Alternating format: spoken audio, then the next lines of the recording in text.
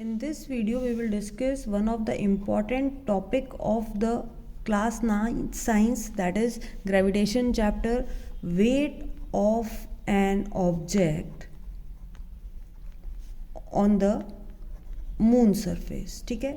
So in this video we will discuss what will be the weight of an object on the surface of moon. Now what do you mean by this statement? So for example, this is a moon surface and there is an object of mass m.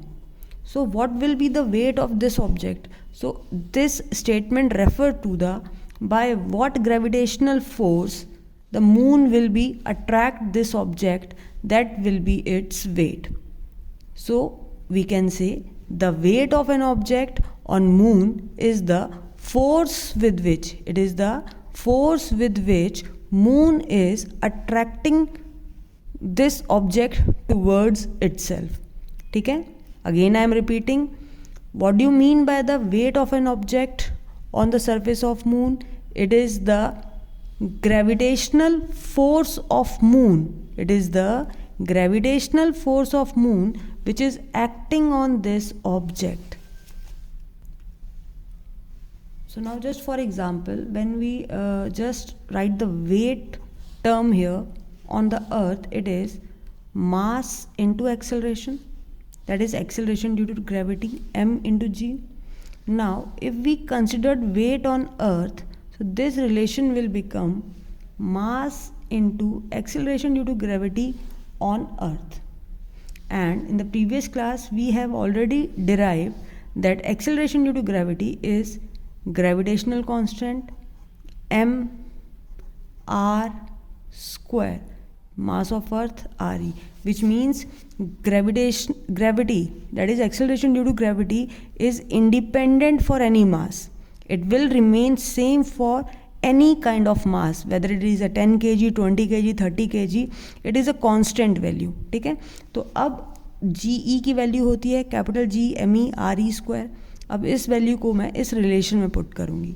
So weight of an object on earth will be capital G small m ME RE whole square.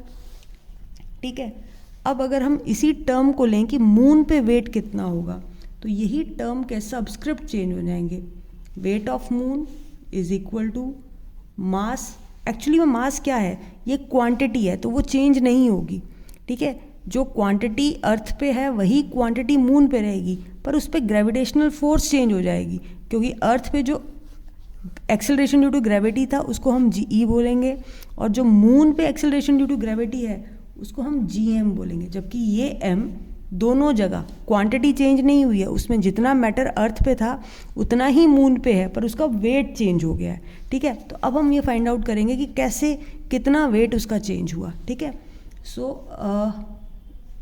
By this relation अगर हम acceleration due to gravity m लें, so it will be again the gravitational constant mass of m by radius of moon का square. ठीक है. अब इस relation को again मैं इसमें पुट कर रही हूँ. तो वेट ऑफ m किसके इक्वल हुआ, कैपिटल G स्मॉल m का सबस्क्रिप्ट m और रेडियस ऑफ m का स्क्वायर. अब जब भी मुझे कंपैरिजन करना है दो वेट्स का, तो I will take it in division. Weight on moon divided by weight of earth. अब मैं ये दोनों टर्म्स लिख दूंगी. तो वेट ऑफ मून कितना है, capital G small m mass of moon by RM square. ठीक है. तो ये वाला सेक्शन तो वही रहा जैसे अभी मैंने बताया आपको. अब वेट ऑफ अर्थ लिखना है जो कि है कैपिटल GM ME. तो ये नीचे आएगा capital GM mass of earth radius of earth square. अब कैपिटल G से कैपिटल G कैंसिल, क्वांटिटी दोनों सेम है तो capital M cancel, but mass of moon और मास ऑफ अर्थ डिफरेंट है, रेडियस ऑफ मून और रेडियस ऑफ अर्थ डिफरेंट है. So now this will become wait of moon divided by weight of an object on earth will B mass on moon divided by mass of earth into radius of earth divided by radius of moon square. ठीक है, ये हम finally relation निकाल रहे हैं कि कैसे value change होती है, वेट चेंज होता है अर्थ से जैसे ही हम मास पे जाते हैं, और अगर चेंज होता है तो कितने अमाउंट में चेंज होता है। ठीक है, अब हम इन चारों टर्म्स की वैल्यू पुट करेंगे। So these are the value. Mass of earth is 5.98 into 10 raised to power 24. So I can write this as 6 into 10 raised to power 24. Next is 7.36. 7.36 को 7.4 कर सकते हैं, और यहाँ पे हम राउंड ऑफ वैल्यू लिख रहे हैं कि आपको इजी रहे सॉल्यूशन निकालने में। 6.37 will be 6 here. 6.4 just for example, ये राउंड ऑफ वैल्यू थी तो 7.4 हो जाएगा यहाँ पे। ठीक है, जस्ट एक पॉइंट हम ले लेते हैं, और ये 6.4 इंटू 10 रेज़ टू पावर 6 हो जाएगा। सिमिलरली यहाँ पे ये वैल्यू बड़ी नहीं है तो इसको हम 1.7 इंटू 10 रेज़ टू पावर 6। अब इन वैल्यूज़ को मैंने यहाँ प्लेस किया, and when I will solve this question, mass of m पहले सबसे पहले लिखते हैं। It is 7.4 into 10 raise to power 22 and radius of earth is 6.4 into 10 raised to power 6, 2 times 10 raised to power 6. Now 6 plus 6 12, ठीक है, and 12 plus 22, 12 plus 22 comes out to be 34. तो ये हो जाएगा।